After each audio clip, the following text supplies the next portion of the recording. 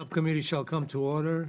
I would like to welcome NASA Administrator Jim Bridenstine and Acting NASA Associate Administrator for Human Exploration and Operations, Kenneth Bowersox, to the subcommittee this morning.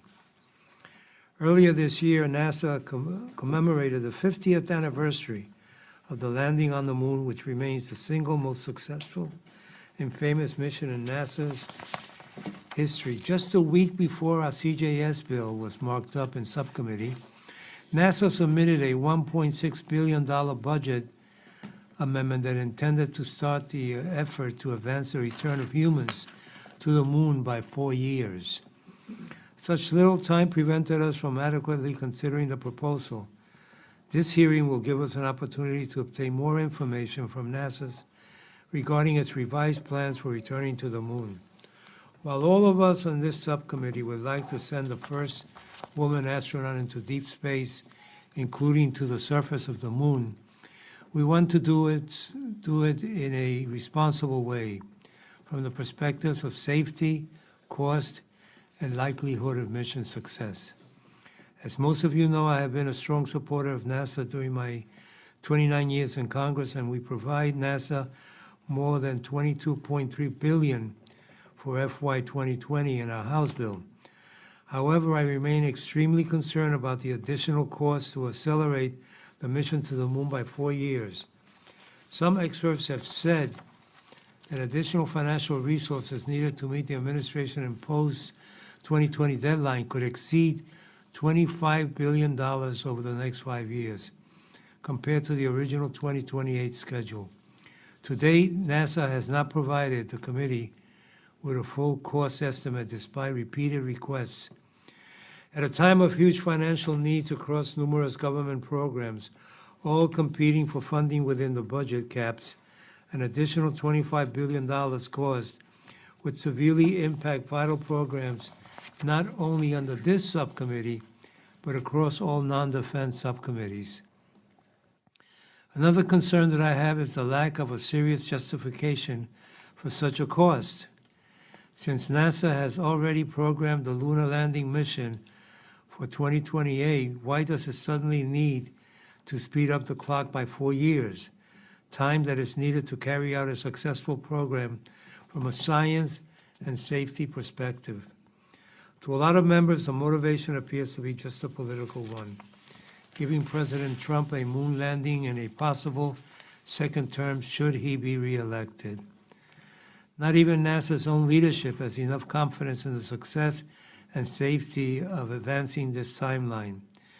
NASA Acting Associate Administrator Bowersox, who is a former astronaut and here with us today, referred to the 2024 moon landing date as difficult to achieve in a House Science hearing just last month, saying, quote, "I wouldn't bet my oldest child's birthday present on anything like that." Additionally, NASA's manager for the Human Landing System, Lisa Watson-Morgan, was quoted in an article about the timing of the mission saying, quote, "This is a significant deviation for NASA and the government. All of this has to be done on the fast, has to be done on the quick. Typically in the past, NASA is quite methodical, which is good. We're going to have an abbreviated approach to getting to approval for industry standards for design and construction, and how we're going to go off and implement this. So this is a big shift, I would say, for the entire NASA community too," unquote. "We cannot sacrifice quality just to be quick. We cannot sacrifice safety to be fast, and we cannot sacrifice other government programs just to please the President. Before asking for such a substantial additional investment, NASA needs to be prepared to state which NASA missions will be delayed or even canceled in the effort to come up with an additional $25 billion.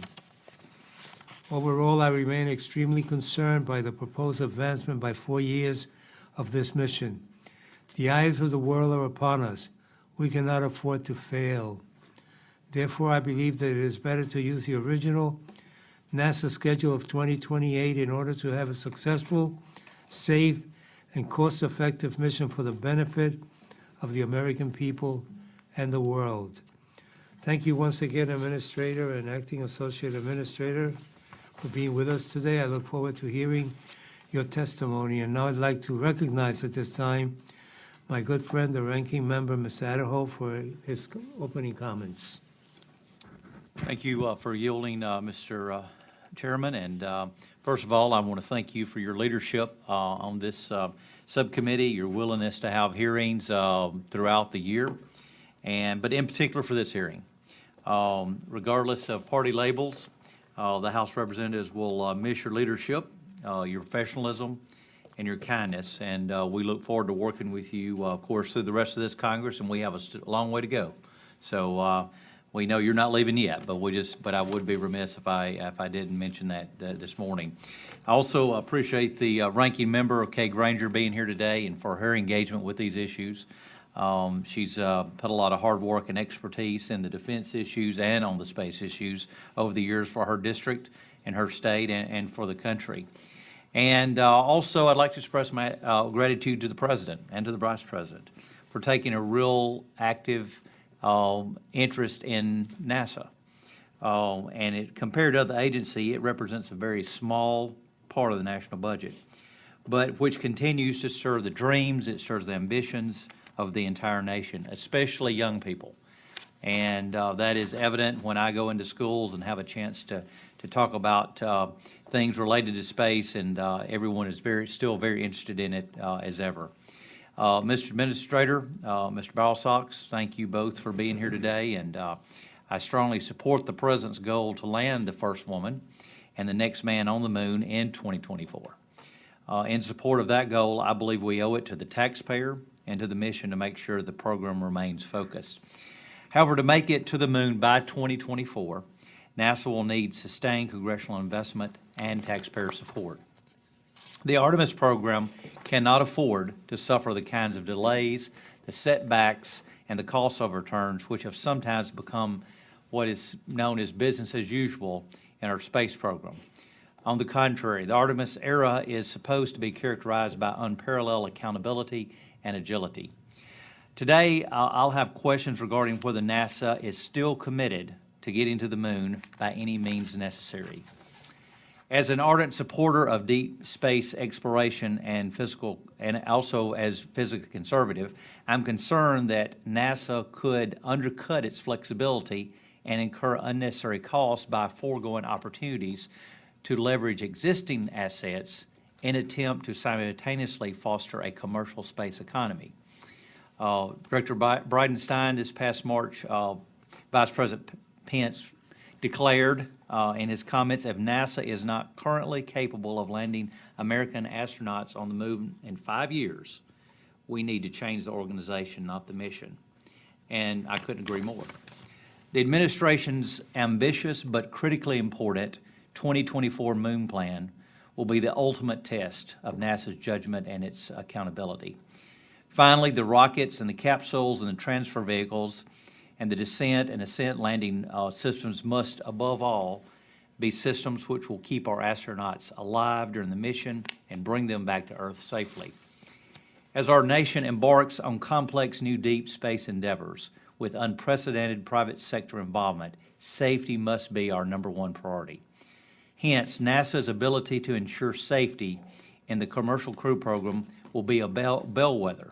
And I appreciate the Administrator's comments noting that Commercial Crew Program must receive the contractor attention it deserves. So, again, I thank you both for being here today. It's an honor for us to have you here before our subcommittee. And thank you, Mr. Chairman, for holding this hearing today. And at this time, I'll yield back. Thank you, and thank you for your kind comments. We are honored this morning to have our ranking member with us, a person that I respect a lot and a person that I will remember for her way of dealing with people in such a friendly and professional way, and bipartisan wherever she could, which was like 3% of the time, but only kidding, only kidding. Ms. Granger. Thank you, Chairman Serrano. Thank you, Ranking Member Adderholt. Thank you for holding this hearing and also for your attention to space and your involvement. I I'm old enough I remember the space program as it was, where everyone was sitting at their television, their black and white television, and watching it, and it was good for America, and it was good for all of us. Welcome, Administrator Bridenstine, and welcome, Mr. Bowersox. Thank you for your stewardship to the National Aeronautics and Space Administration. It's important to all Americans, and it's our nation's space exploration goals. In March, your agency was challenged with returning our astronauts to the surface of the moon within the next 5 years. I strongly support this accelerated to 2024 goal and the Artemis program, appropriately named after Apollo's twin sister.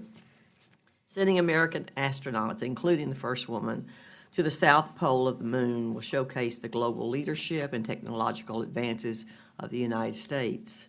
Will also enhance our national security by allowing us to establish a strategic presence on the moon. Our nation is facing serious threats in space, specifically from China. I've had classified briefings that would shock any reasonable person and that clearly made the case that we must accelerate the Artemis program. My advocacy for the Artemis program was solidified after learning about China's capabilities and their future plans. Unfortunately, the U.S. has largely fallen behind in space research and development and will soon be outpaced by the Chinese if we don't take action immediately. The only way to protect both our national security and our economy is to dominate space and beat the Chinese and other near-peer adversaries. Space, I believe, is the next high ground, and we have to take it. The decision to accelerate our nation's return to the moon and establish a sustainable presence there will require significant investment by this and future Congresses.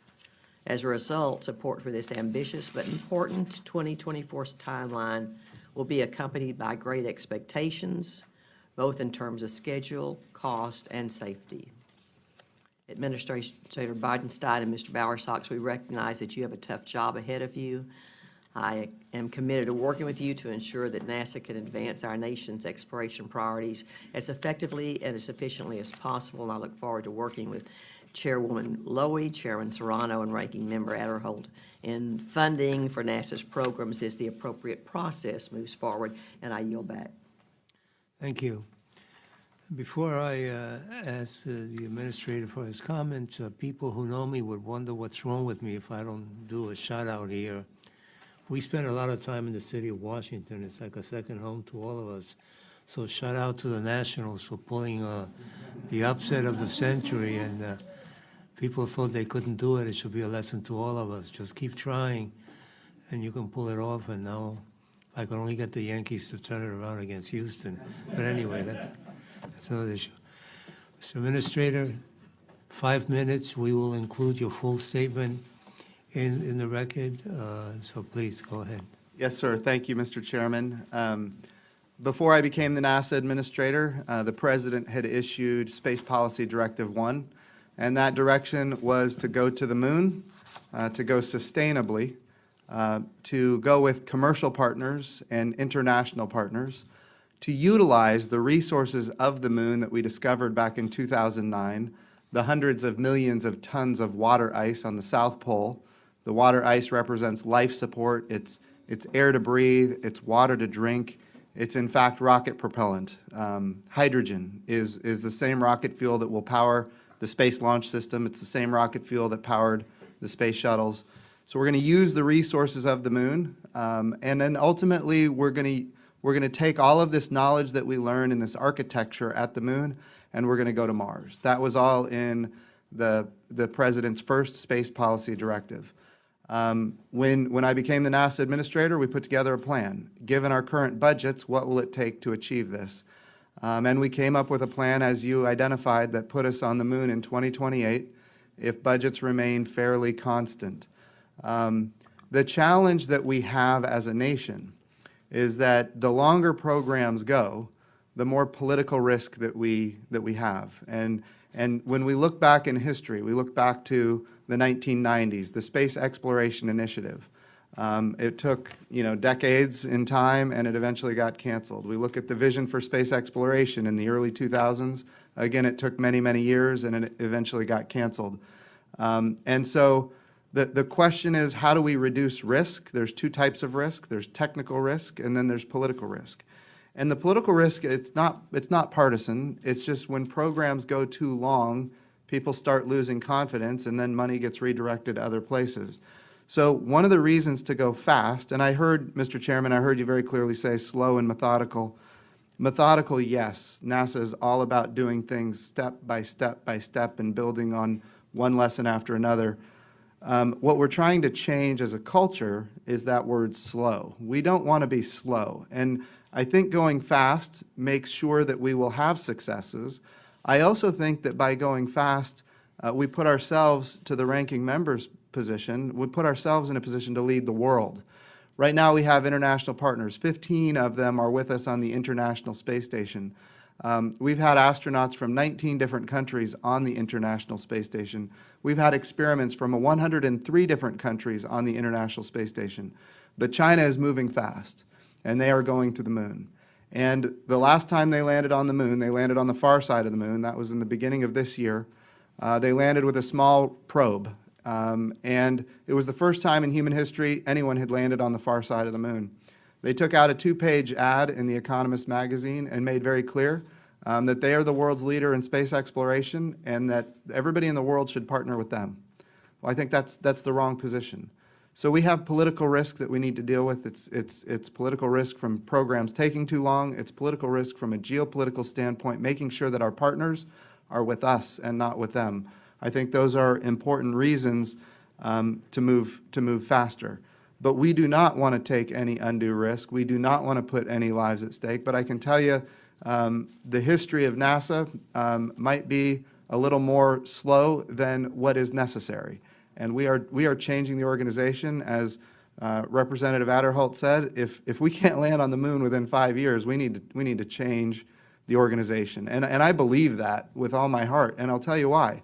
Because in the 1960s, President Kennedy announced, 1962 at my alma mater, Rice University, he announced we're going to land on the moon before the decade is out. And at the time, we didn't have the Johnson Space Center. We didn't understand the orbital dynamics of going to the moon. There was so much. We didn't have the launch facilities. We didn't have a rocket that could get to the moon. We didn't have any of these capabilities that currently we now have to our advantage. They had to go from scratch. They didn't have the miniaturization of electronics. They didn't have the ability to store power in smaller quantities. They didn't have the ability to reuse rockets and do all of these other things that are on the cusp of changing how we do spaceflight. So if we can't do it today within 5 years, when they did it within 8 years and really 7 years back in the 60s, I think we do need to change how we do things. And I think it is important that we go faster. I heard the ranking member say that we need to leverage existing assets. If we go fast, if we want to land on the moon in 2024, which we want to do, and that's, they said, if we wanted to go fast, how fast could we do it? Well, 2024 is how fast we could do it. And at the end of the day, I think it's important to note that that's not a guarantee, but it's in the realm of what is possible. And a lot of things have to go right to make that a reality.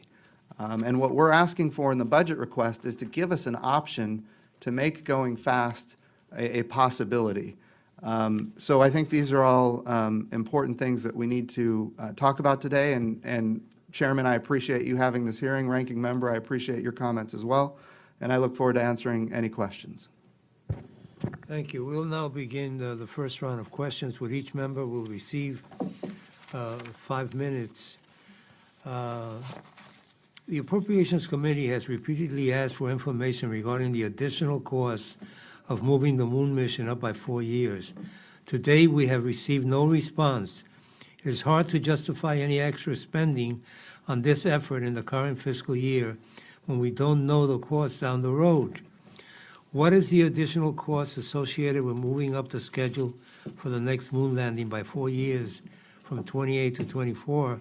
And further, can you please break the cost down by year for the upcoming 5 years? And let me just tell you, on a personal level, although we're here in public, and you know me, we've dealt in the past on a personal level.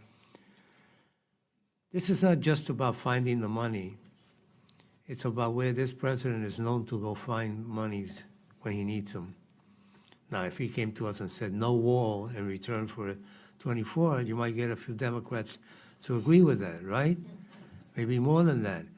But he's probably going to say lower Pell Grants, lower food stamps, lower education dollars, and that's unacceptable. And that's the problem. But I asked you a question, and I'm sorry I didn't give you time to answer it. So the request for 2020 includes an additional $1.6 billion. And, you know, I have been very clear with everybody I have talked to. The goal to get to the moon needs to be bipartisan. It has to be apolitical. And if when we go to the moon, we're doing so by cutting the Science Mission Directorate of NASA, that will create a partisan divide that we do not want to have as an agency. If we try to take the money from the International Space Station, that'll create a parochial fight, maybe with members from Texas or Florida, Alabama, about the International Space Station.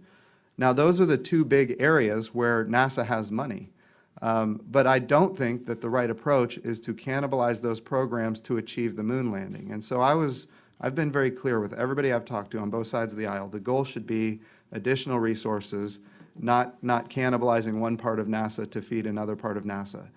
That being said, when we did the budget amendment, the $1.6 billion, we were operating under previously established budget caps. And I think it's fantastic that an agreement was made between Republicans and Democrats to raise those budget caps that gives NASA a great chance. And I also want to say, Mr. Chairman, we're grateful for the mark that you did in the House because you did great work, especially on behalf of the Science Mission Directorate, and that's really good for the agency. So I want to take nothing away from the House mark. But it's also true that when we go forward with trying to get to the moon in 2024, that requires additional resources. And I understand the concern with the out years, and we want to give you the out years. We are working right now inside the administration with the Office of Management and Budget and the National Space Council to come up with what those out year numbers are, to get a consensus within the administration about what we're willing to put forward. And once we have that, we want to give it to you as absolutely soon as possible. I would also say that the budget submit for 2021 is due in February, and certainly we will have it in the 2021 budget submit without question. If we look at what the Senate has already done, they actually fenced the money pending getting the full report on what the out years look like. They fenced the 2020 money based on what the out years look like. I think that is maybe a good solution, something to consider. But I think at the end, we want to give you those numbers. We're not ready just yet, but certainly we still want to move forward. At the expense of beating a subject to death, you were very clear that you don't want to take money from other NASA programs because you don't want to hurt those programs. I don't want to go to the moon by taking money from people who can't afford to survive in this society to the level that they should survive in this society. And so that is a big problem that we have to get over. That's where that money is going to come from. Your fiscal year 2020 budget justification was delivered to the committee earlier this year, and it is still available online. In looking at the out years budget chart that is included in that budget, what parts of NASA's budget do you anticipate would need to go down during the 2021 through 24 period, compared to the numbers displayed on your earlier budget chart in order to pay for the additional costs associated with the schedule change on the moon landing?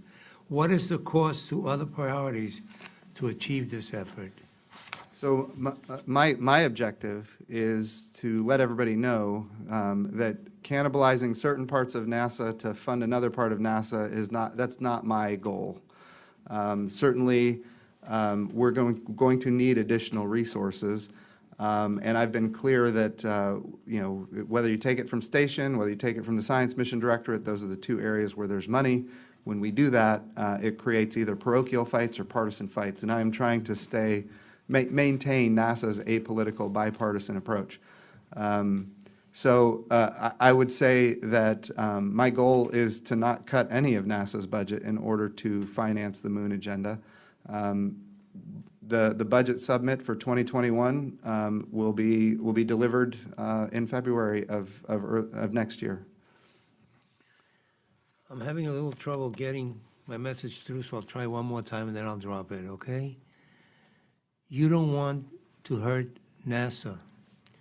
But you please understand that NASA has support from members of Congress. Yes. NASA has support from this committee, as our Mark showed, as our Bill showed. NASA has support of the American people, including the very people you would hurt. But would you keep that support if the people knew that eventually you would have to take money from their very needed situations, you know, a factory worker who needs a little extra from the federal government to help feed his family, and now NASA's going to go to the moon 4 years earlier based on taking money from them. That's you know, I don't need an answer for that, just to think about that as we go forward. And my time has been used up, so Mr. Adderhold, of course. Thank you. Regarding the comments you made about SLS production work after your visit to Michoud back, I think it was mid-August that you were there, I was wondering how you think things are currently going for work on the SLS rocket, especially 1 through 3. Absolutely. I will tell you, you know, we've had some very challenging conversations with Boeing, and of course you have seen that in real time, maybe in the public. I would also tell you that they have responded in a very positive way to the challenges that we've had with SLS development.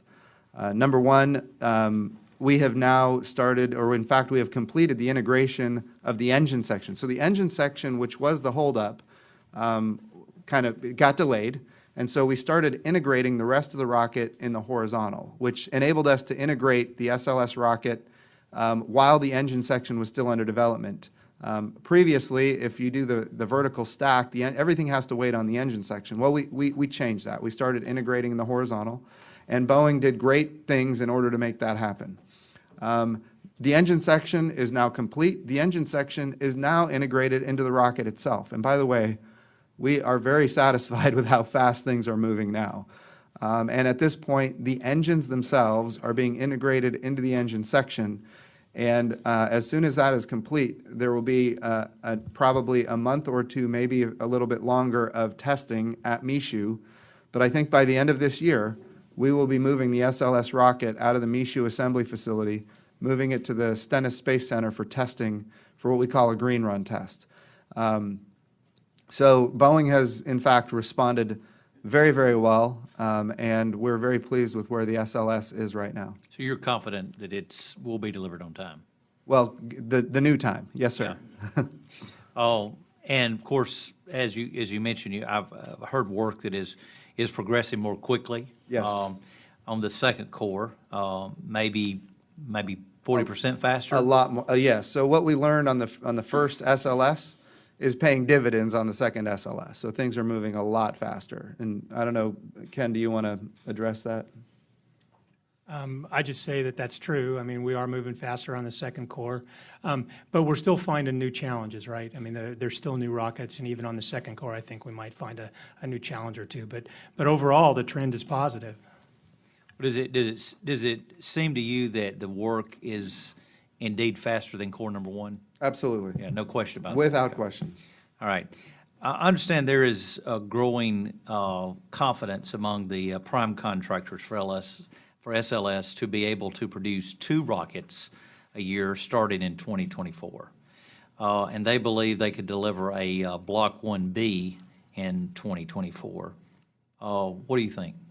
You think it could be done? So it depends what Boeing is willing to invest, quite frankly. We don't have currently the appropriations necessary to achieve that. If we were to do that, we might need some more infrastructure that currently doesn't exist. So Ken, I don't know, do you want to address that? Well, what I'd say is we haven't seen the performance yet that would indicate that we're guaranteed the second core we'd need for a moon landing in 2024. We're open to considering those types of options. We're looking for that type of progress, but we just haven't seen it yet, sir. So to be clear, I am confident that given our current rate of production, we will have 3 SLSs available that, and the third one would be for Artemis 3 that takes us to the moon in 2024. I think that is fully within the realm of possibility, but a lot of things have to go right to make that happen. Adding an additional SLS into the mix I'm not confident that that could happen. All right, understanding the complexities of integrating the SLS as both of you do you have any reason to believe that the broad agency announcement for the human landing system presents a viable opportunity for offerers to engage the prime contractors and forge the necessary agreements in order to incorporate an SLS into the proposals before the response deadline that's in November 1st of this year? Again, this would be a question for Boeing specifically. They would need to look at the SLS and come up with an SLS derivative that would be made available to the offerers for the human landing system, and then figure out how they would deliver that to those offerers. But I think it would require investment from Boeing to do that, and the goal would be that those offerers would select Boeing as their provider of that launch service, but it would be a launch service.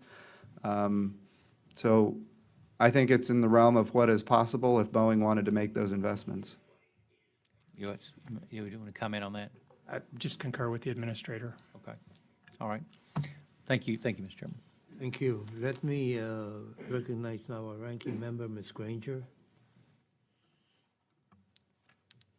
Thank you. Administrator Bridenstine, could you pretty succinctly, to me, there are 3 questions. One is, why should we accelerate this at the cost it is? What's the primary importance of that change, and whether it's worth that very large investment?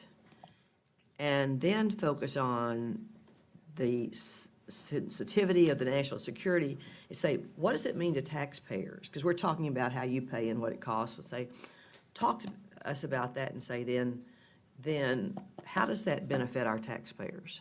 Oh, it's huge. And this, I think, goes to what the chairman was talking about earlier about the trade-offs. We look back at Apollo, and we just celebrated 50 years of Apollo. Everybody in America loved it. We saw 500,000 people on the National Mall celebrating 50 years of Apollo. And I know all of us, we have seen 500,000 people on the National Mall before. We've never seen 500,000 happy people celebrating something good. That was a very, very great day for NASA. It's a great day for America, and it's 50 years later. The inspiration that came from that moment in time was transformational for our nation and transformational for people that, went into the STEM fields that otherwise never would have done that. And you walk around NASA and you ask folks, hey, why are you here? They will tell you where they were when Neil Armstrong and Buzz Aldrin walked on the moon. And I'm sure the people that are of age on this committee could probably tell me where they were on that day as well. I will tell you, the sad thing is, and this is why we need to go faster, I'm the first NASA administrator from that day to this day that was not alive when that happened. I think that's a big challenge. I mean, the reality is I don't have that memory. And we've got to make sure that we don't have another generation that goes by that doesn't have that memory. And when it happens, we need to make sure that it is the United States of America leading a coalition of nations that makes it happen. But going to your question about what is the value to the taxpayer, all of that, I think, is tremendously valuable to the taxpayer. It was a piece of ultimately winning the Cold War. I'm not going to say it was the preponderance of it, but it was a piece of it. Now, all that being said, remember, some people watching this, I know this is on TV, some people watching are going to watch on Dish Network or DirecTV. Maybe they have internet broadband from space. I come from Oklahoma, rural Oklahoma. If you don't have broadband from space, you don't have broadband. So communication.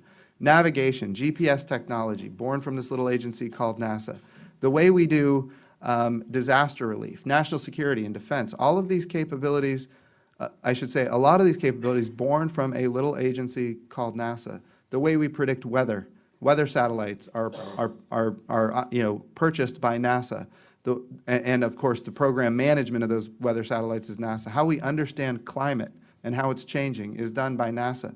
The way we produce food, we're increasing crop yields, decreasing water usage, preserving nitrates in the soil.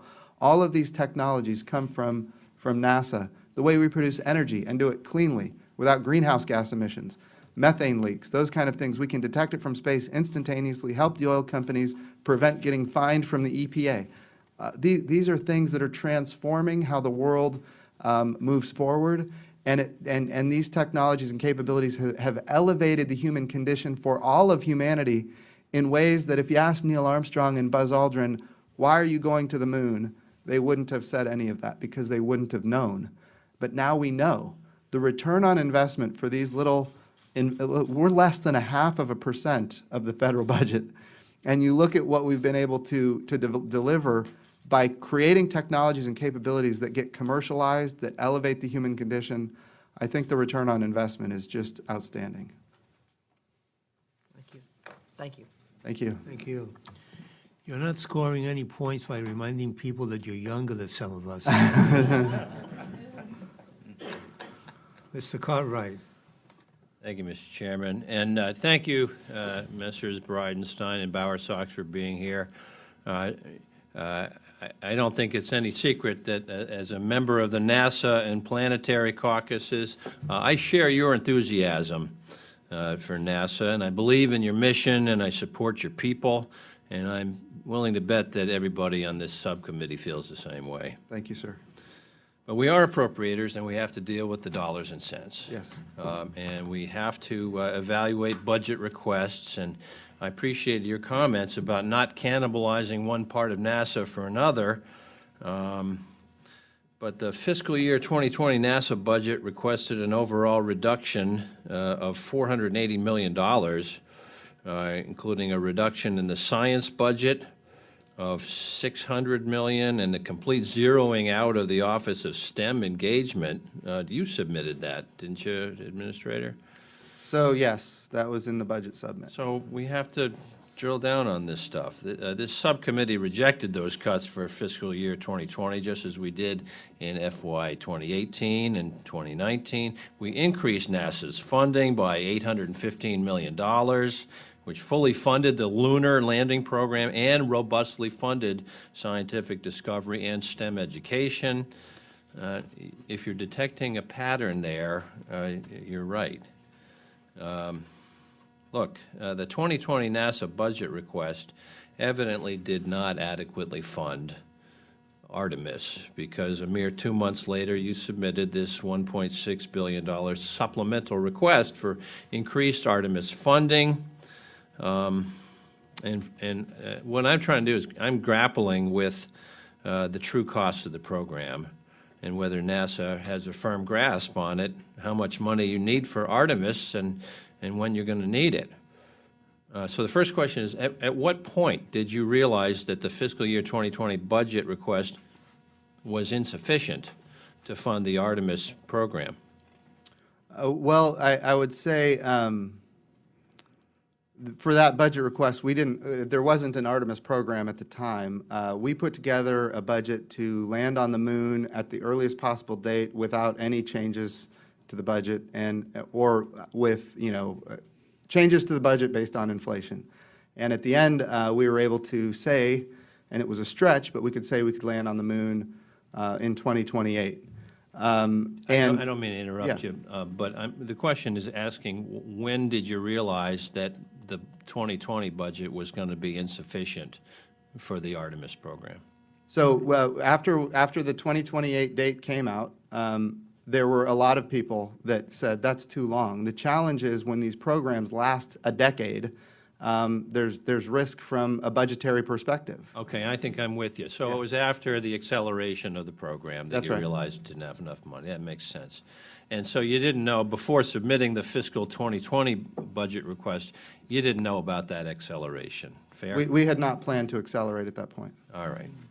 Now, you've described the $1.6 billion supplemental request as a down payment. And here's what we're kind of grappling with, Administrator. What's the total cost of the whole program? I mean, you go to buy a car, and there's a car salesman standing there, and what do you ask him? You ask him, how much is the car? Right. And when he comes up to you and he says, well, it's only going to be $2,000 in the first year. And you say, yeah, but I'm asking you how much the car is. And he says, what do you mean? Well, I mean, after the first year, how much do I have to pay for this car? And he says, oh, no, those are the out years. That's not acceptable. You need to know the total cost. And, you've said, I think in response to the chairman's question, you don't have those figures. Well, we are working through with the Office of Management and Budget and the National Space Council to come up with an administration consensus for what the total cost will be, and we will submit that in February. February of this coming year, you're going to have those figures for us? It'll be part of the budget submit in February, yes, sir. Okay. And do you know, sitting there today, how much extra the whole project is going to cost because of accelerating it? So there's a lot of different options that would be available. Some of the options increase the probability of success. Some of the options decrease the probability of success. And based on the range of options, and these are what we're looking at as an agency and working with the Office of Management and Budget, attempting to come to resolution on.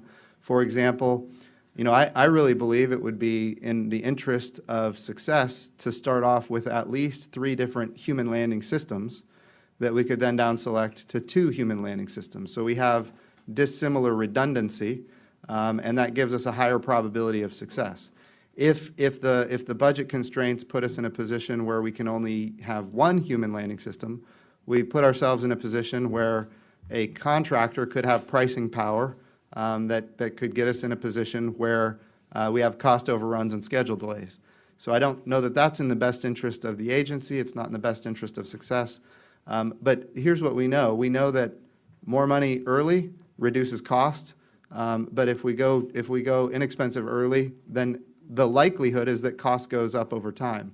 So these are all different trades that we are looking at this point for the out years that we are anxiously anticipating delivering in February. All right, finally, Science Committee Chairwoman Eddie Bernice Johnson raised an issue regarding the specific appropriations language with the included with the $1.6 billion supplemental request, and I want to follow up with you on that point. Is it your understanding that the language in the supplemental request would allow NASA to transfer funds from other agency accounts to pay for Artemis? That is not the intent. The intent is to have as much flexibility as possible within Artemis. There are some things that go fast and some things where we find what we don't know. There's unknown unknowns that we have to be prepared for. And so that flexibility gives us that. I have heard people concerned that we're going to take money from the Science Mission Directorate to fund human exploration operations. That is not my intent. Nobody I've talked to at NASA indicates that that's anybody's intent. And specifically, I'm going to quote her, she said, the language would give you carte blanche authority to move funds among NASA's accounts from this year forward if you determine that transfers are necessary in support of the establishment of the U.S. strategic presence on the moon, unquote. And you're saying that's not so? Look, this has to be bipartisan, and I think if we put ourselves in a position where one side of the aisle is not happy with what we're trying to achieve, we will not be successful. We want to make sure this is apolitical and bipartisan as much as possible. And I think, again, cannibalizing the Science Mission Directorate to achieve the objectives of human exploration, which, by the way, I don't think they're exclusive of each other. That narrative gets promoted a lot, but I don't think they're exclusive. I think they work hand in hand. I think it's within the realm of we don't have any desire to do that. We want to make sure that we have the support of both sides of the aisle. So no cannibalism in the February figures. Right. Thank you. I Agreed. yield We back, agree Mr. on that. Chairman. Thank you, Mr. Chairman, and thank you, Administrator Bridenstine and Associate Administrator Bowersox, for being here today. I really appreciate it. Under NASA, the American space program has been a symbol of world leadership and national pride. At this crucial point in our history, we must use our investments wisely and work even harder to advance sound policy if we expect to maintain American leadership in the space domain.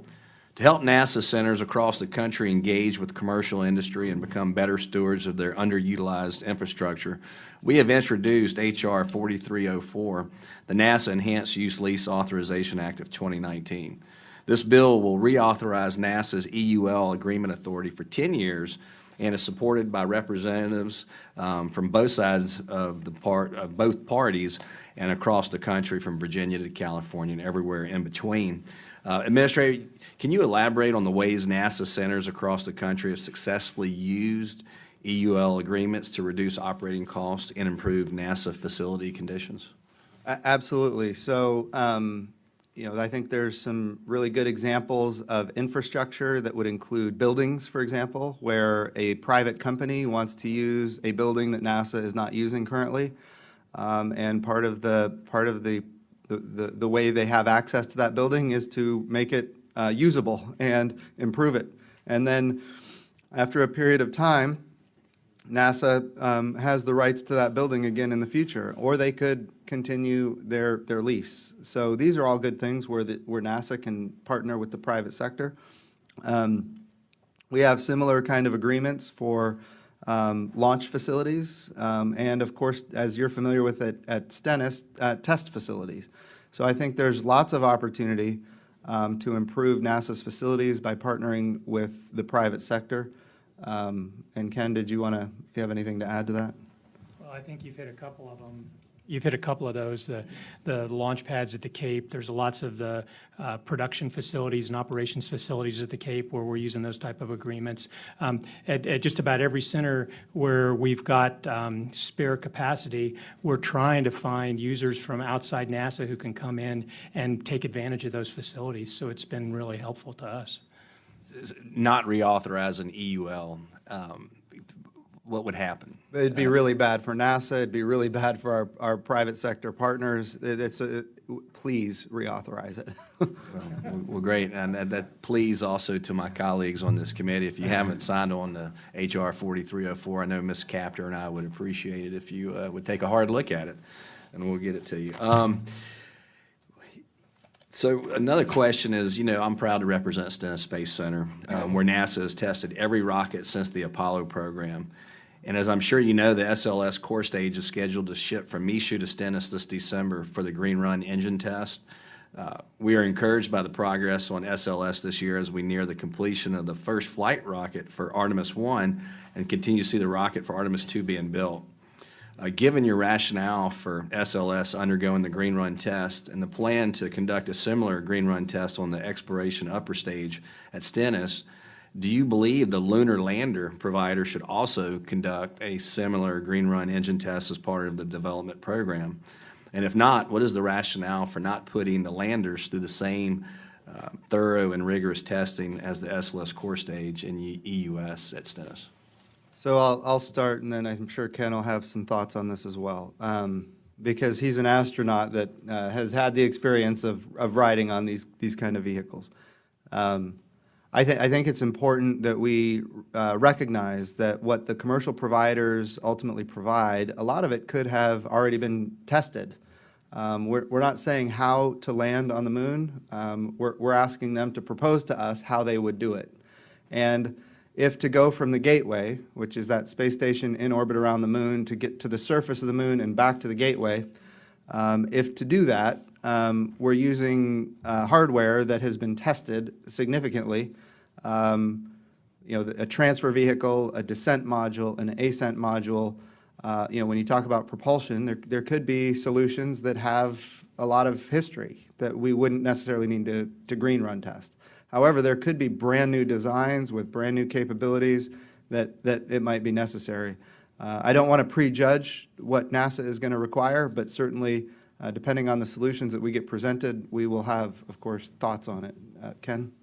Yeah, all I'll say is, we're going to very carefully look at all the test plans that we get back from the human launch or human landing system providers once the proposals are all in. To talk a whole lot more in detail wouldn't be good right now since we're in blackout for the proposals. But depending on the type of engines they have, Stennis might be a great place for testing, but other types of engines we've done at different places at NASA and companies have done it at other places around the country, but they'll be thoroughly tested before they get to the moon. Thank you for your responses. I yield back. Mr. Case. Thank you. The overall purpose of the hearing is to discuss with you whether the big picture, long-term fiscal and operational considerations have been thought through, were thought through when we got a pretty sudden and unexpected request for a supplemental appropriation. So it's one thing to deal with the supplemental appropriations, another thing to deal with kind of the implications of it over the long term.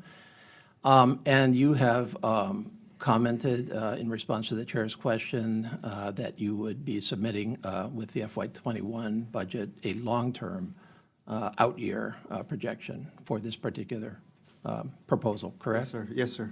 And does that submission include an updated full life cycle mission cost, assuming a 24 mission?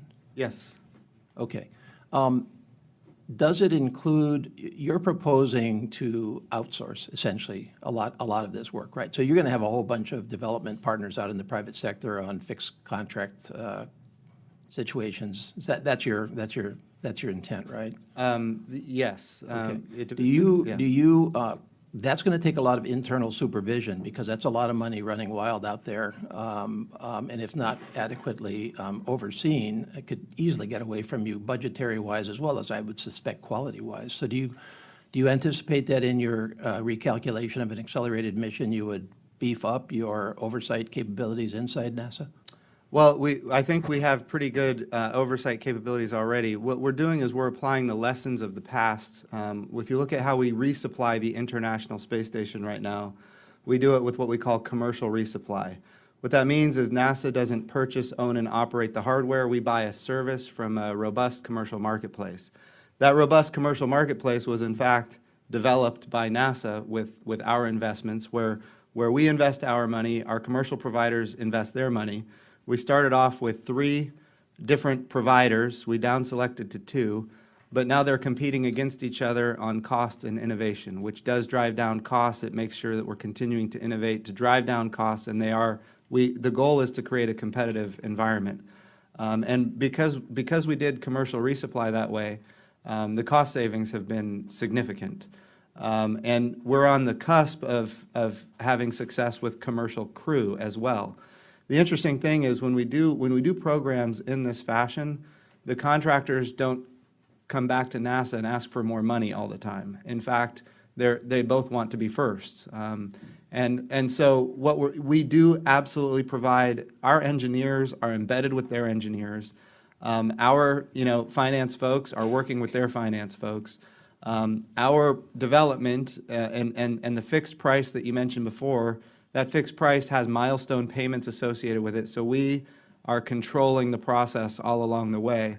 But the goal here is to have, as much as possible, we want NASA to be a customer of services, especially for low Earth orbit, and then ultimately not just a customer, but also have providers, numerous providers that compete against each other. Now, that's how we're doing the low Earth orbit activities, but we need to go to the moon.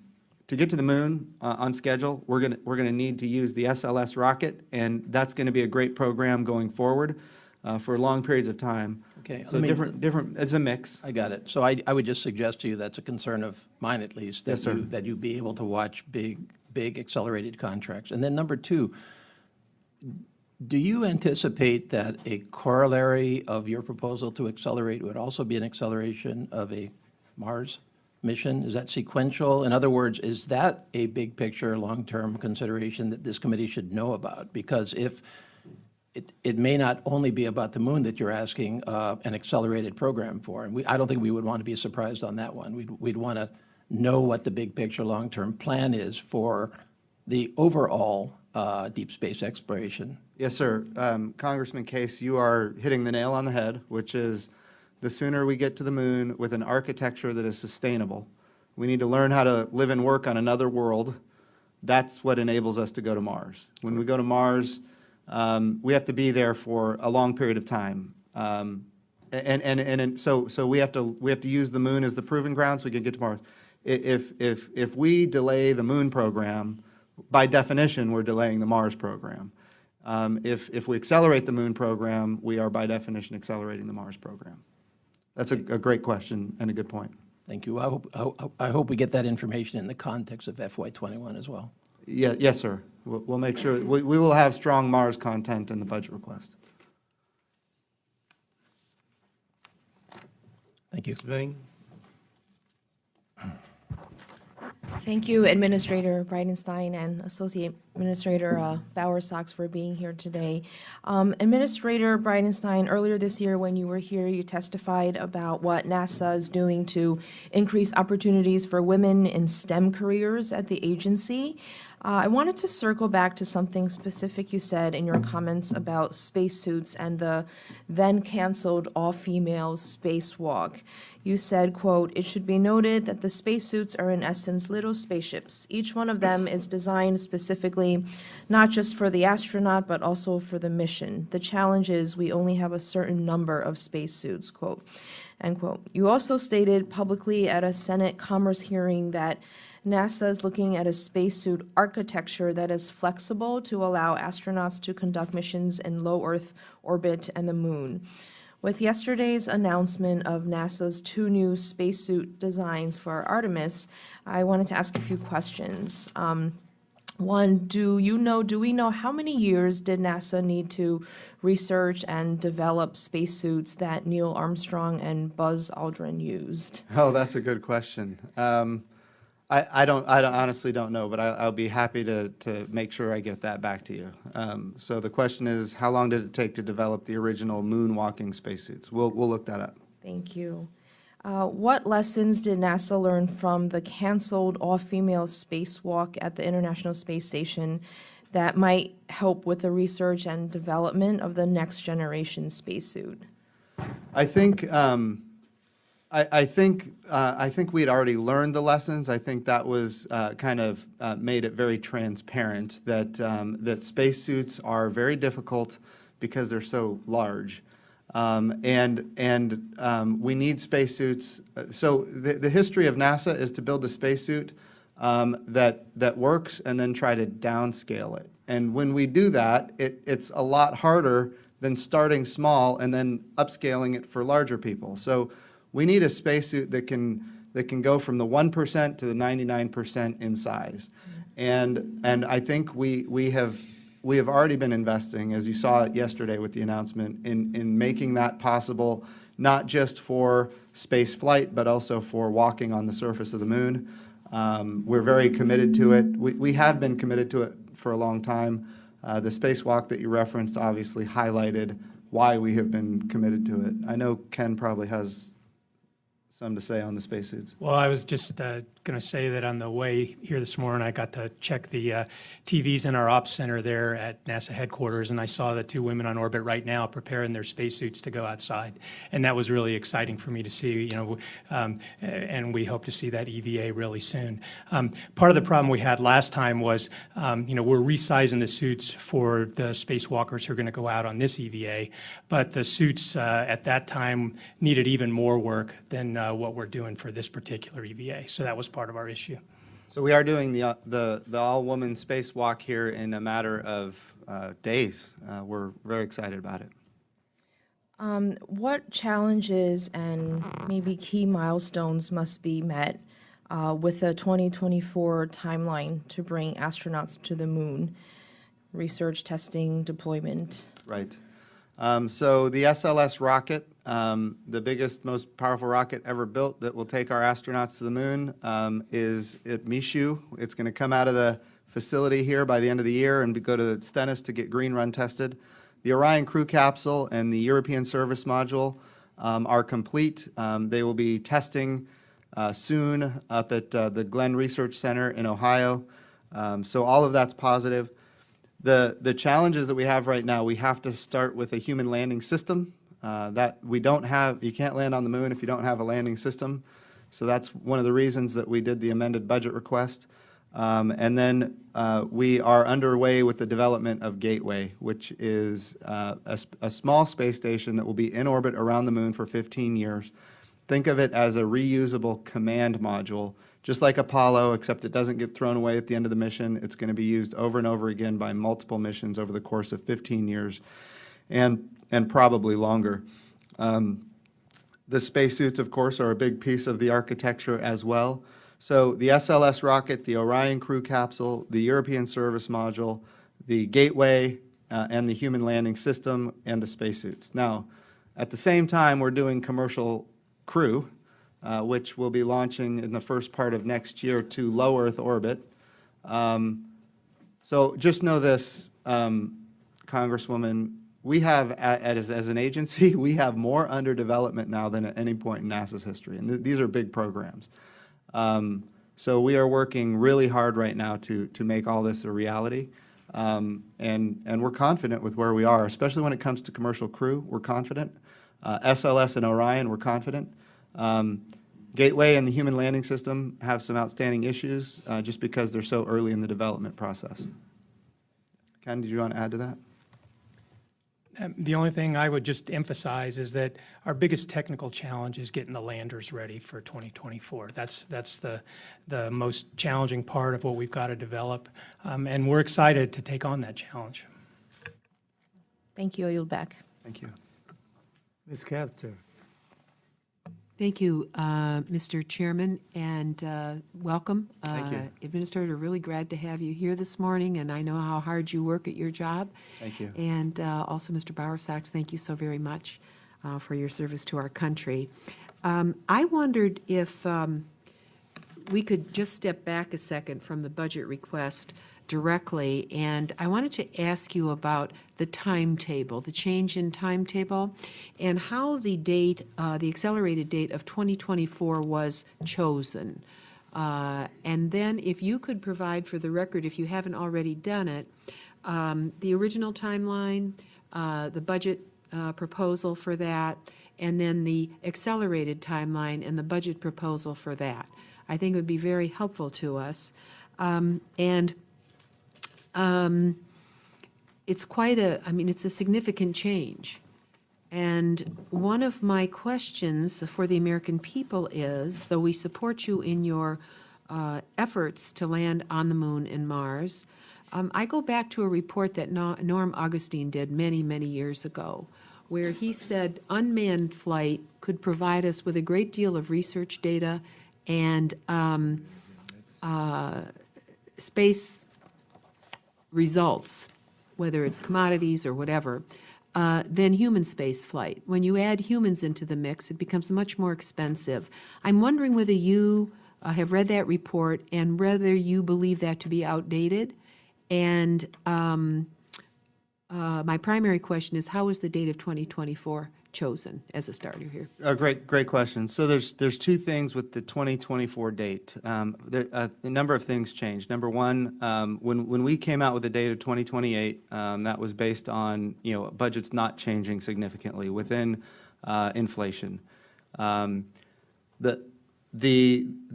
were people in Congress, the members of the administration that said 2028 that's 10 years, and programs that last 10 years, obviously they get cut. Historically, that's been the history of NASA. Going back to the Space Exploration Initiative of the 1990s, the vision for space exploration in the early 2000s, and here we are, and this is going to be Lucy in the football again. How do we retire as much risk as possible to ensure success? And the answer was, well, we need to go faster. If we're going to go faster, then the next question was, where do we get the money? Do we cut science? Do we cut station? My response was, neither. We need to get new money because those will create political or parochial divides between members of Congress that we don't want to create. So we got an additional appropriation or a request for appropriation of $1.6 billion. And that accelerated the timeline. But it's not just the risk of these long programs. There's also some other changes that have happened. China landed on the far side of the moon for the first time in human history. They're going to be landing on the moon, according to them, they're going to be landing humans on the moon in 2030. When they landed on the far side of the moon, they took out a 2-page spread in The Economist magazine saying that they were the world's leader in space exploration and all the countries of the nation need to partner with them. They're building a space station, all of these things. So the question is, do we want to lead the world in space or do we want to yield that to somebody else? And the decision, I think, the appropriate decision is to maintain the leadership and keep our partnerships. As you look forward, what are the, and I would ask you for the chart, 2028 versus 2024, and the appropriated dollars that are necessary in both scenarios. Yes.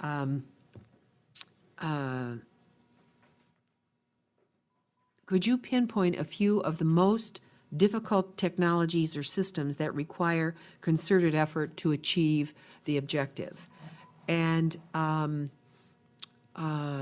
in achieving those, has NASA a deep experience in working, for example, on the energy technologies with the Department of Energy, let's say, and some of their labs? Could you discuss a little bit about ways in which other parts of the federal government might help you achieve your objective if it isn't directly in your budget, let's say? Absolutely, and this goes to your first question about robotic science versus human exploration. In fact, we do partner with the Department of Energy on a lot of our robotic missions because they use nuclear power, what we call radioisotope thermal generation, which ultimately powers our spacecraft when they go to Pluto. At Pluto, solar energy is just not that robust at Pluto. So when we go into deep space, we have to have different ways of getting propulsion.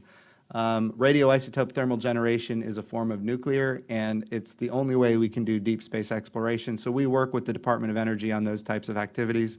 When we send humans to Mars, it would be in the best interest of our nation to use not radioisotope thermal generation, but in fact nuclear thermal propulsion, which would be an absolute game changer for how we do deep space exploration. I would also argue, and this would be, something for maybe the Armed Services Committee, but that the Department of Defense should have a significant interest in that capability for propulsion as well. So I would imagine there would be some crossover there from a capabilities perspective.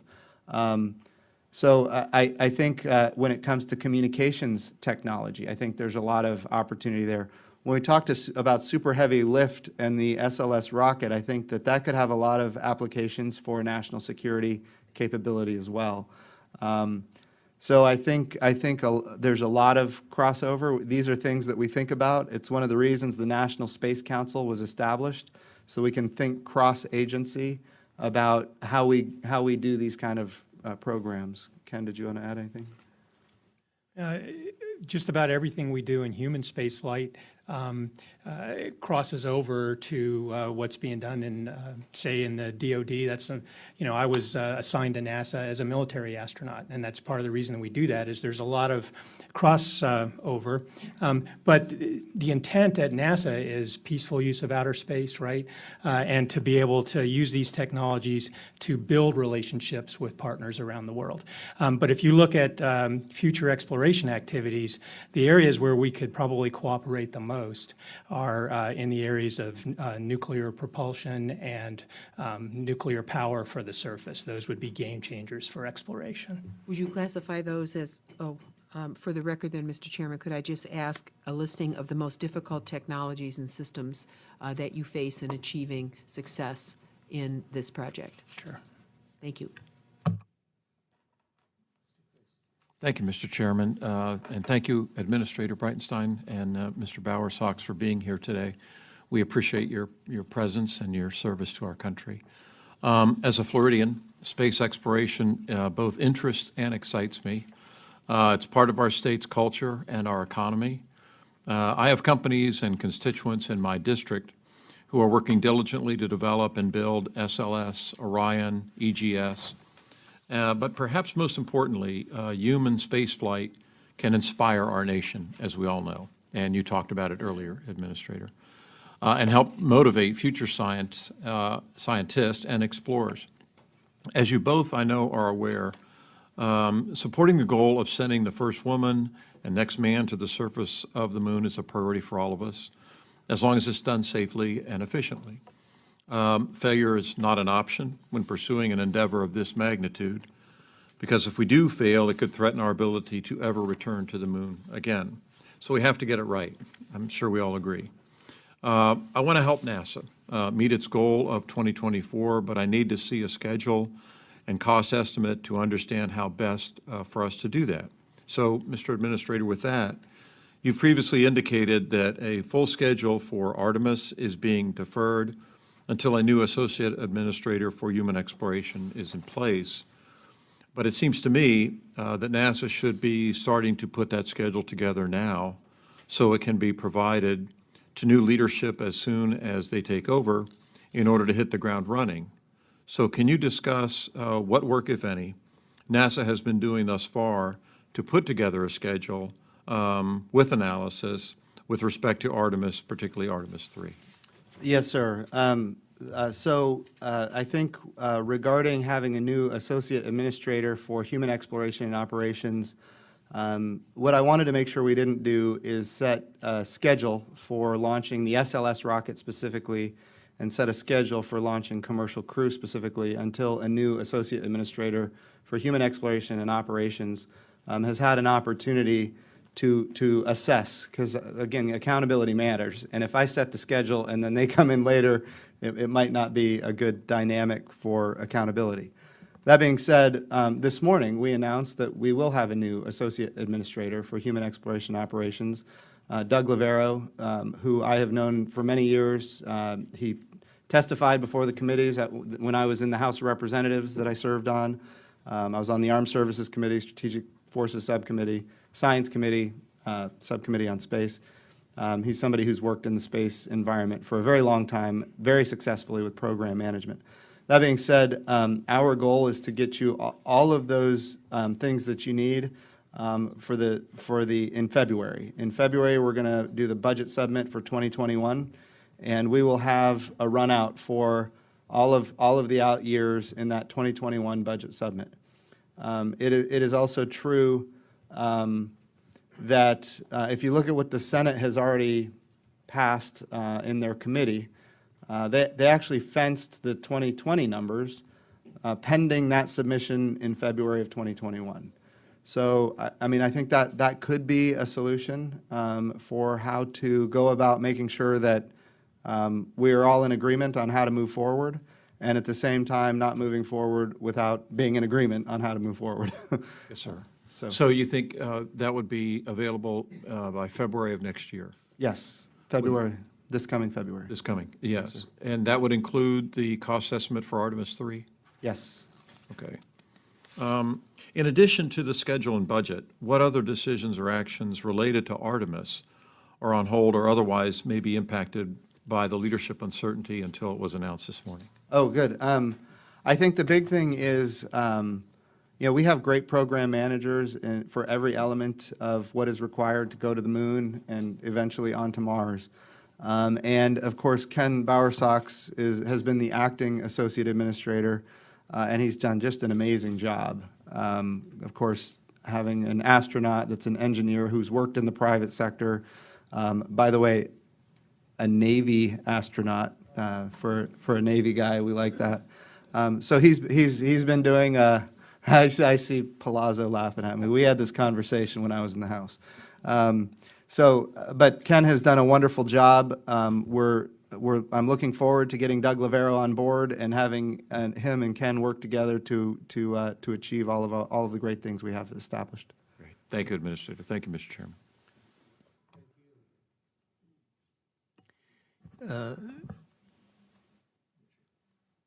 Mr. Administrator, part of the issue that I keep coming back to is the importance of knowing the full cost. We're appropriators. I won't be here after next year. But, you know, we always say about what we leave our children. I also am concerned what I leave other appropriators after I leave. And if we find or got programs to find over $1 billion, number one, we're buying into the 2024 date, and we don't know how much it's going to cost down the line. So I implore you, as you try to gather support from both sides of the aisle, to understand that unless we know what this is going to cost at the end, it would be irresponsible for us to take the first step. And certainly for me, and this is not about me or about him or about the other one, I certainly don't want to leave these folks after I leave this year, and Ms. Lowy leaves at the same time. We're having to figure out how to pay the other $25 billion over a period of time. And so we need to hear that from you, and we don't hear it. We don't see it. Now you spoke about February having those numbers. February may seem early in the year, but February, these guys behind me, these folks behind me are already working on numbers for what the budgets will look like. And so we need to know earlier, much earlier. Okay? Mr. Administrator, as you know, the Aerospace Safety Advisory Panel evaluates NASA's safety performance and advises the agency on ways to improve that performance. Since the March 2019 announcement of the 2024 landing goal, has the Aerospace Safety Advisory Panel weighed in on any astronaut safety risk associated with specifically with the new sped-up timeline? And I have to tell you that is a serious concern that I've heard from some people. By speeding it up, do we risk safety issues? Do we run into safety issues? I think that there is a concern that I hear, that I've heard, and the concern is schedule pressure. And sometimes I think that schedule pressure is something we're concerned about. It's a historically kind of challenging thing that NASA has to deal with. And the last thing we want to do is put any undue schedule pressure on anybody. That being said, I think it's important for us to have schedules, and I think it's important for us to be able to create milestones and then work to achieve those milestones. So I think when you talk about accelerating programs, a lot of people talk about schedule pressure. I want to make sure that people don't feel pressure from a schedule perspective, but at the same time that we're working every day to achieve milestones. It's a very delicate balance, and we work on that every day at NASA. And we have great folks that have been working these issues for many years. That being said, I think probably that the ASAP has been focused on commercial crew because that's the closest alligator to the canoe right now. And I think we're getting to a good position on commercial crew, which is in the first part of next year, we're going to launch American astronauts on American rockets from American soil for the first time since the retirement of the space shuttles. And I think that's going to be a great development. Mr. Administrator, I, like Ms. Granger, saw the moon landing on a small black and white TV set, and it was very exciting. I just want to ask you a question off the wall here, Okay. out of left field, because I seem to remember as part of the conversation of what the things we had learned or were able to create, if you will, as part of that whole mission. And one that I remember was something about the spacesuits having some abilities to move forward on people with disabilities or something. I don't know. Do you know what I'm talking about at all? So I'm not familiar with that, but it's certainly something we could look into. Are you familiar with it? No. But I will tell you, our goal, and one of the reasons we're doing low Earth orbit specifically commercially, is because we want to see everybody be able to see themselves as flying into space. And when we go to space commercially with maybe it's industry, I mean, what we're using the International Space Station for right now, 2 lines of effort that have transformational capabilities. One is industrialized biomedicine.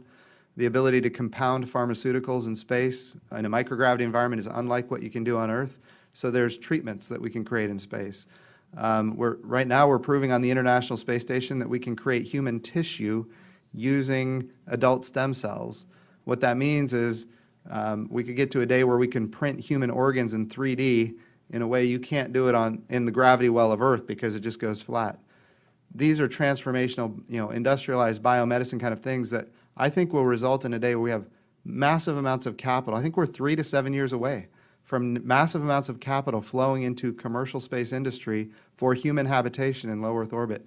But the goal is we want to see a day when everybody can see themselves as being an astronaut. And I think having more people have more access to space is really good for the American economy.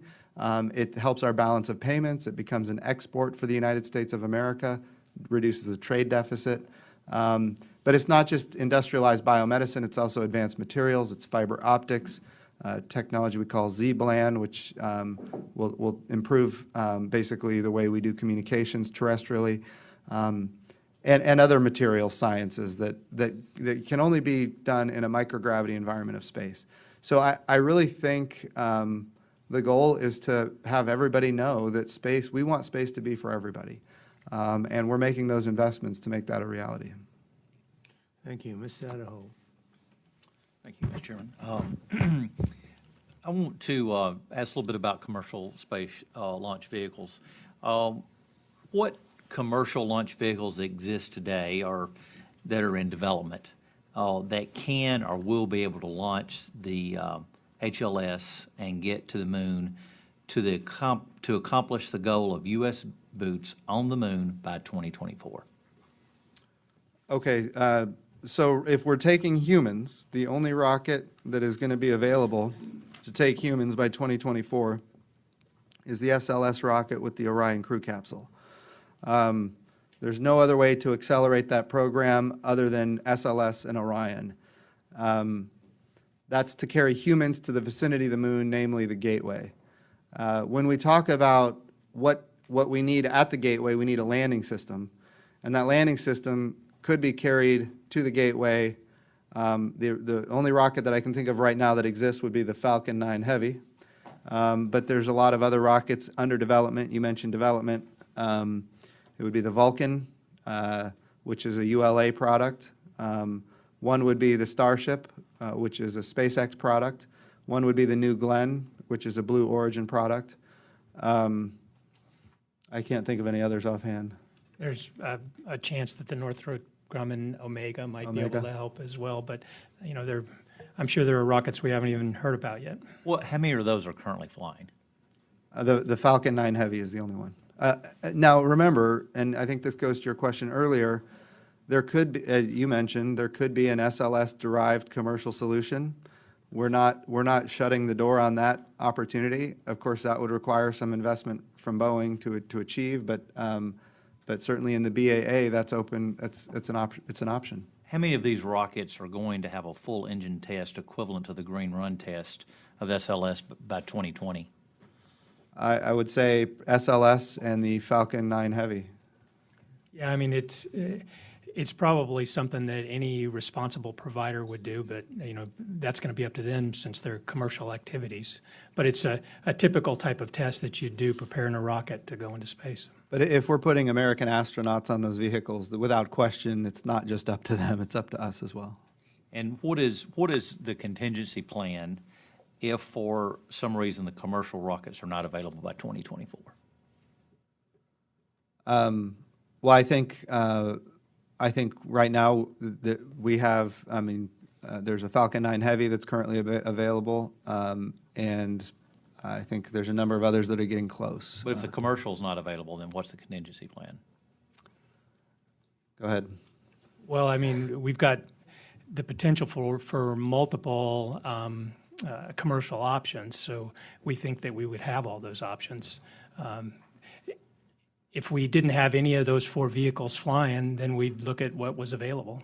I think, Mr. Ranking Member, that would put us in a position to make landing in 2024 very, very difficult. If we don't have if we don't have the additional rockets, then we're not going to be able to achieve the goal. But we're confident we will have those rockets. It is a pretty simple fact that the smaller the capability to take cargo to moon orbit, the more launches you'll need to carry out a moon mission, correct? Yep. So I also want to focus in on the Doug Cook, who I'm sure you're familiar with, former Associate Minister for Exploration. He did an op-ed on September the 13th in The Hill. And in that op-ed, he said that NASA's 2024 approach will require 8 new developments, 8 launches, and approximately 17 mission-critical operations to achieve its goal, quote unquote. Are you familiar with that op-ed that he wrote last month, and what would you agree with that assessment? So I do think, I have not read the op-ed. I would love to read it before commenting on it, if that would be all right, but I'd be happy to take that for the record and give you my feedback. Okay. How many commercial launch vehicles will it take? Well, let me go back one second. I know you hadn't read the article, but would you agree with what his assessment on that? Can you say it one more time? The approach that will require 8 new developments, 8 launches, and approximately 17 mission-critical operations to achieve its goal. I think that's a fair assessment. Okay. And how many commercial vehicles will it take to launch the human landing system, including having the gateway in the critical path? So that is open. We are not telling the commercial providers how they need to do their landing system. Some providers would indicate maybe they could do it with just 1 vehicle. Others indicate maybe you might need 3.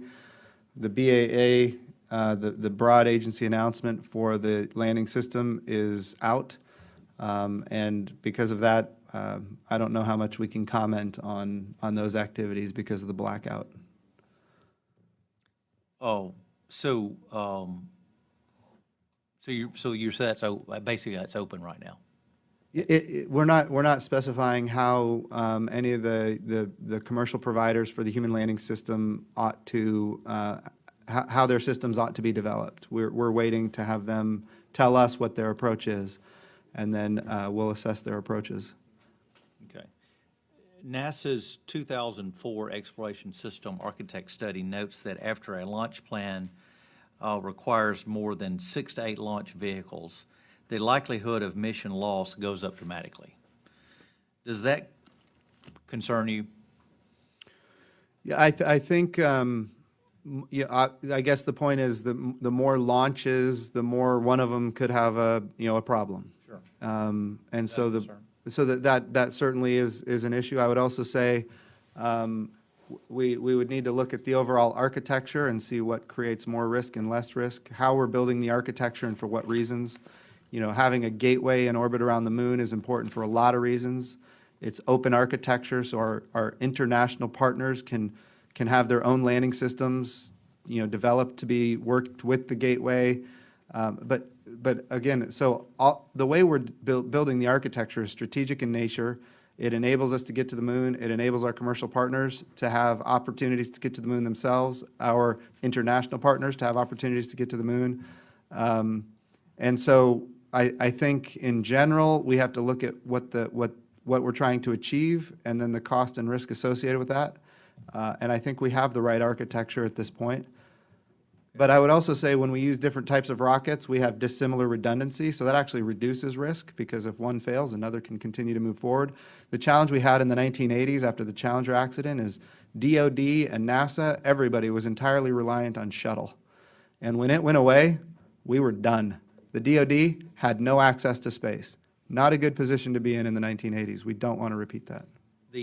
This study I referred to, this 2004 study, it seems that it established benefits of using SLS-sized rockets for a lunar landing mission from a mission reliability standpoint. if that's the case, shouldn't NASA be working on completing SLS number 4, since it may be needed to help with the moon mission? Certainly, we are, in fact, we did a letter contract, I think we signed it this morning, for additional SLSs and exploration upper stage. So these are underway right now, and certainly we have a strong interest in seeing the 4th one be successful. And you said that was agreed this morning? Yeah, does the letter go out? I think the announcement went out this morning, but Okay. the signature was a little bit earlier, I believe. Okay. Thank you. Thanks, Mr. Chairman. Ms. Granger. Thank you.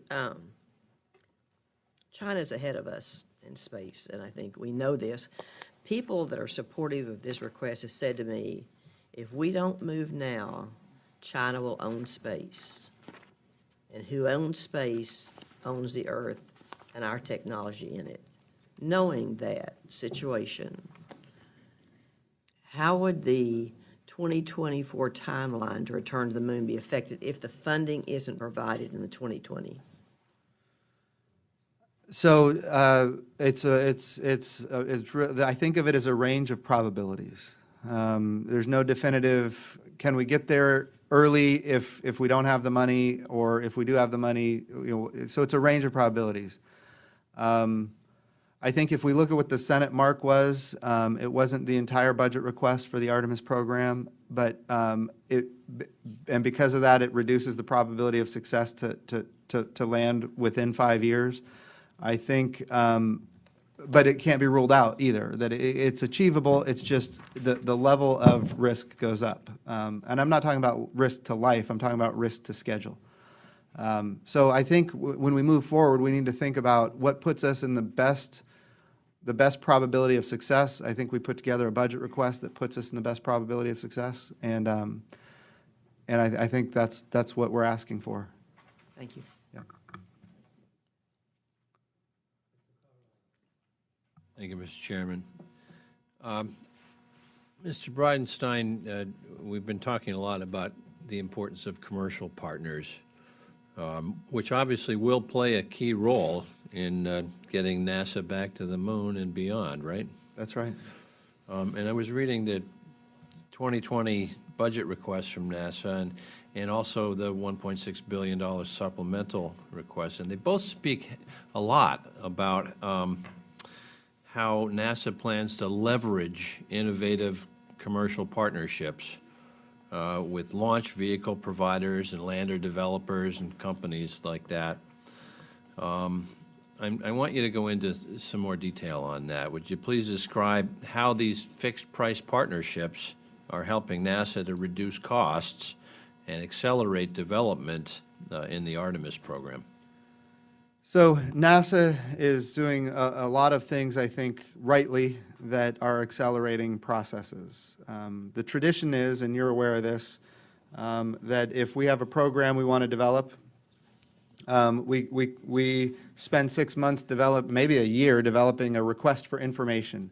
Then industry spends 6 months to a year developing the information that we requested. Then we spend 6 months to a year reviewing that information and putting out a request for a proposal. Then they spend 6 months to a year replying to those proposals, and over the course of 3 to 4 years, we finally get under contract. And by the way, that doesn't include when all of the contractors protest the decision that NASA made, which costs the taxpayers lots of money, wastes a lot of time, and creates all kinds of problems for the country, which is not good.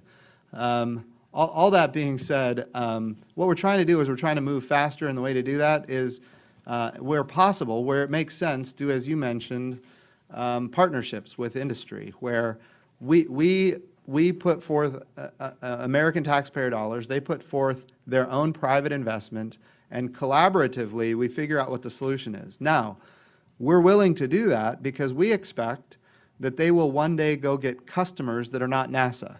Those other customers could be international partners. By the way, we want to be in agreement with them on who those partners are. But not just international partners, it could be commercial people that want to go to the moon for different reasons. Maybe it's a technology that can only be developed in the microgravity or the low gravity of the moon. And so and it could be tourism, for goodness sake. There are people out there willing to go to the moon for vacation. I don't think it would be much of a vacation, but some people do. So as long as there are people willing to invest money in the capability to have customers that are not NASA, it drives down our costs and it increases access for everybody. NASA doesn't necessarily want to always be the purchaser, owner, and operator of all of the hardware. That being said, there are times when it is in our interest to be the purchaser, owner, and operator of the hardware. And then, by the way, some of the companies that develop that capability can even offer that hardware as a commercial-like opportunity for the future. So there's different ways of doing different things. But the goal that I think is important is that we open the aperture of what is legally possible, and then stay within the confines of the kind of the legal requirements that we've been given. Don't go outside of that, but ultimately take advantage of what has been provided in the law to do public-private partnerships. Thank you for that answer. But knowing the vital part that private contractors are going to be playing, are you satisfied that NASA has enough personnel to do the work of overseeing, the oversight work, to make sure that the private contractors are doing what they're supposed to be doing? I think at this point we're in good shape. As programs move forward in a more robust way, we might need to reconsider the number of personnel that we have involved in these programs. I think right now we're okay. If our budgets do go up and we have more under development, we could need more support. Thank you. I yield back. Thank you, Mr. Chairman.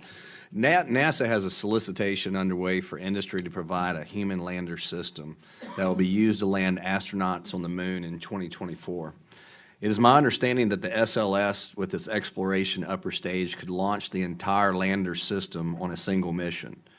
NASA does not appear to be offering its own SLS vehicle as an available option to launch the HLS. Rather, the solicitation instructs bidders to come up with their own SLS-derived commercial cargo vehicle solution.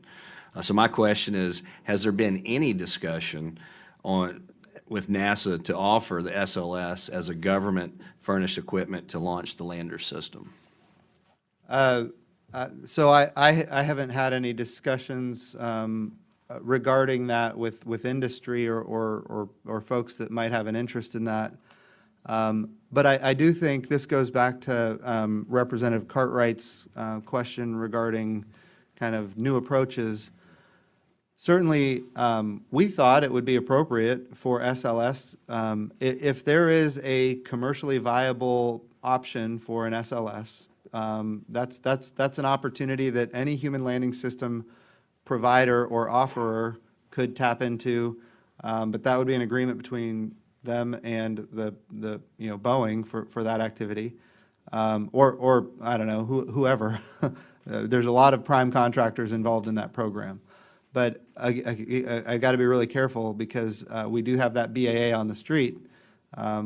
We don't want to say what the right answer is. We want to leave it to the HLS providers to make that determination. All right, and with that BAA, you might not be able to answer the next question. Will splitting the lander system into 3 missions and assembling the system on orbit negatively affect mission risk and schedule?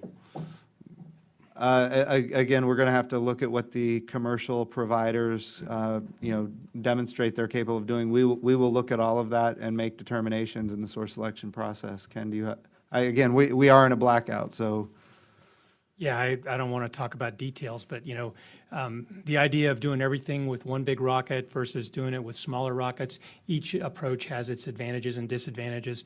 One of the advantages of breaking things into small pieces is we tend to do better with smaller programs as we work through the management and production of those different items. And so breaking them into chunks that we can handle could be very helpful. Well, one thing you mentioned, I think this is interesting, you mentioned government-furnished equipment. Certainly, any offerer for a human landing system has an option to request government-furnished equipment. So if an offerer wanted to say to NASA, hey, provide this as government-furnished equipment, In the BAA, that's perfectly appropriate for them to do that. Now, what that means is we have to look at it and say, do we have an extra SLS that's available? And are we willing, and this is the other challenge, are we willing to pony up the cost for that additional SLS, should it be available? Right now, we're not appropriated for that activity. That's a lot of money. So I would say doing the GFE approach on that, again, I'm not saying it's yes or no. Offerers are going to have to offer, but it does look awfully challenging to accommodate that, just from an appropriations perspective, but also from a schedule perspective. Okay. Well, thank you, and I really appreciate your written and oral testimony here today. So I yield back. Could, what is the status of the parachute test and the commercial crew program? Great question. My goodness. So we have two different commercial crew providers. SpaceX right now is rapidly iterating testing of the Mark III parachute, which is the most recent design and materials. The goal here is we're trying to meet a specific factor of safety of 1.6, which there's a whole host of numbers that go into that calculation. But we are confident that the Mark III parachute is the right system to achieve that margin of safety. What we're looking for now in that Mark III parachute is consistent and repeatable performance at that 1.6 level. So we're going to be looking at the margins for every element of that parachute. SpaceX has said that by the end of the year, they think they could get as many as 10 drop tests done on the Mark III, which would be possible. If that's possible, that would be very positive. And then we're going to look and see how that matches with the Mark II. And if it matches with the Mark II, then we might not need to do as many drop tests. If those parachute deployments don't match the Mark II, then we would probably need to do additional drop tests. But these are all things that we're going to be analyzing in the coming days. With SpaceX, they have a static fire test coming up. They have a high-altitude launch abort test coming up, and then, of course, a lot of parachute testing.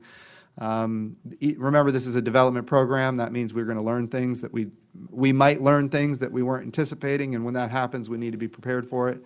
And then on the Boeing side, with the Atlas V rocket and the Starliner, a lot of the similar challenges with parachutes that come from the asymmetry issue from a parachute deployment are affecting them as well.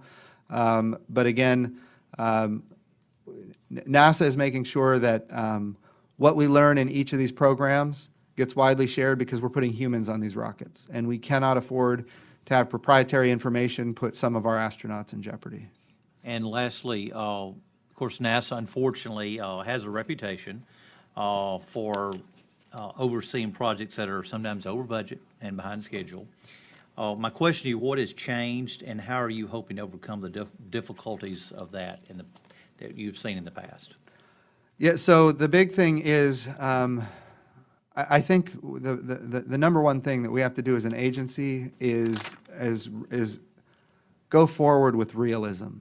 A lot of times, a contractor will tell us what they can achieve, and then we accept it and they advertise it to the public, and this is true for every contractor. I'm not singling out anyone. And then those schedules get publicized, and then we're held to account for achieving them. But I think in a lot of cases, it's not based on realism. We need to, when it comes to cost and schedule, we need to be more realistic in our assessments and know that these programs, this is a big difference, and a lot of people don't know. There is a big difference between development and operations. When we had the space shuttle, that was an operations capability. We knew that we had the shuttle. Yes, there were delays, but we had the shuttle. What we're doing now with Commercial Crew and SLS, these are development programs. So we don't know yet what we don't know. And as we go through the development and testing, we learn things, and then we have to make adjustments. So it's a lot harder to pin down what a schedule is when you're not in operations and you're still in development. That being said, I do think we can get better at being more realistic at schedule. I can see Ken has some thoughts. I think a big part of it is the initial estimates that we give people, right? We tend to try and be a little ambitious, maybe a little bit optimistic in our initial cost estimates and schedule estimates, and maybe we need to start off being a little more, I won't say pessimistic, but realistic, so that we set out schedules and cost goals that we can meet. Unless, let me just, what type of issues continues to slow you down? And what additional authority do you need to stay on budget and to stay on schedule? So there's a very delicate balance among the contractors involved in this process. Quite frankly, we need all of them, and we need them all to be successful. A lot of times what happens is there's contractor on contractor violence that ultimately undercuts what we're trying to achieve on a rapid schedule. Here's what we know. China is not going to slow down. That means we as a country need to come together, figure out what the architecture is, be committed to a process, and then move forward as rapidly as possible. Sometimes contractors are constantly undercutting each other, and that's not good for the agency. It's not good for our country. When we make a plan to move forward, we need to move forward. So I think that's one thing. As far as authorities, I'll take that for the record. I guarantee you I'll come up with some, but I might need a little time. Okay, thank you. Thank you, Mr. Chairman, for the additional time. Thank you. That brings us to the end of the hearing, gentlemen. And notwithstanding whatever questions may have been asked or comments made, we support the work you do. Thank you. We appreciate the work you do. We can differ on one issue and try to work it out, but again, as I look at my last year in Congress, I'm proud of the fact that I was able to deal with issues that ordinarily people would think I was stereotypically not capable of dealing with, like supporting NASA and supporting other things, and at the same time looking out for the guy and the woman who are, paying rent for the apartment and having trouble paying their mortgage. And so all those folks that are already writing on Twitter, newspaper clippings already went out while we're sitting here saying that I just killed the mission. I don't have that kind of power. I didn't kill the mission. I just asked some questions that I know need to be answered before we move forward or not. So I thank you for your work. If you want a list of people I want to send to space, I'll let you know that I'm capable of doing that. Send all the Houston Astros, but anyway. I sincerely thank you for coming here today and for participating. And I thank you, Mr. Adderholt, for your input in making sure that we held this hearing. Thank you so much. Thank you, Chairman.